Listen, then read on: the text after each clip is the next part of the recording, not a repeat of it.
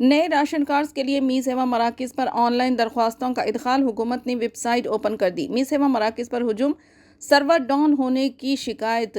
محکمہ civil supplies نے ریاست میں نئے راشن کارڈز کی اجرائی کے لیے درخواستوں کے ادخال کی سہولت فراہم کی ہے۔ حکومت نے 2 دن قبل می سیوا مراکز میں نئے راشن کارڈ کے لیے آن لائن درخواستوں کے ادخال کی سہولت کا اعلان کیا تھا، لیکن چند گھنٹوں میں می سیوا سینٹرز پر ویب سائٹ بند کر دی گئی ہے۔ عوام میں بے چینی کو دیکھتے ہوئے مختلف گوشوں سے حکومت کو نمائندگی کی گئی، جس کے بعد آج شام 4 بجے سے می سیوا مراکز پر نئے راشن کارڈ کے لیے ویب سائٹ اوپن کر دی گئی ہے۔ عوام اپنے قریبی می سیوا مراکز پر راشن کارڈ کے لیے درخواستیں داخل کر سکتے ہیں۔ محکمہ سول سپلائز نے درخواستوں کے ادخال کی آخری تاریخ کا سرکاری طور پر اعلان نہیں کیا، تاہم می سیوا مراکز کے ذمہ دار 28 فروری تک سہولت کا تیقن دے رہے ہیں۔ ویب سائٹ کے آغاز کے ساتھ ہی شہر کے تمام می سیوا مراکز پر درخواستوں کے ادخال کے لیے عوام کا ہجوم دیکھا جا رہا ہے۔ مرد اور خواتین قطار میں اپنی باری کا انتظار کر رہے ہیں۔ نئے راشن کارڈ کے لیے ارکان خاندان کے آدھار کارڈ، برقی بل اور گیس بل کی تفصیلات داخل کی جانی چاہیے۔ می سیوا مراکز پر سول سپلائز محکمے کا ویب سائٹ درخواستوں کی قبولیت میں ٹیکنیکی مسائل سے دوچار ہے۔ وقفے سے سرور ڈاؤن کی شکایت مل رہی ہے۔